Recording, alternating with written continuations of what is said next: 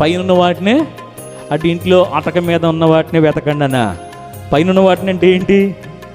పరలోక సంబంధమైన వాటిని మాత్రమే మీరు ఏం చేయాలి అంటే, ఇప్పుడు మనం ఒక పని మీద బయటికి వెళ్ళామండి, ఒక పని మీద బయటికి వెళ్ళాం. మీరు డీమార్ట్కి వెళ్ళారు, కేవలం ఏం కొనాలని వెళ్ళారంటే టీ పొడి అయిపోయింది, ఏం కొనాలి? టీ పొడి మాత్రం కొనాలని వెళ్ళారు. కొనేసి వచ్చేస్తారా? మన తాడేపల్లిగూడలో కూడా ఓపెన్ చేస్తున్నారులేండి.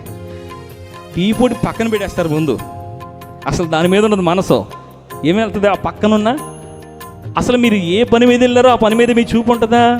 మీరు వెళ్ళిన దాని మీద మీ చూపు ఉండదు. అర్థమైందా? అదే కేవలం మీ గురించి చెప్తున్నాను అనుకోకండి, మా గురించేనా అంతే. మేము ఏదో ఒకటి కొందామని వెళ్ళినా దాని మీద నుంచి మనసు ఏమైపోద్ది?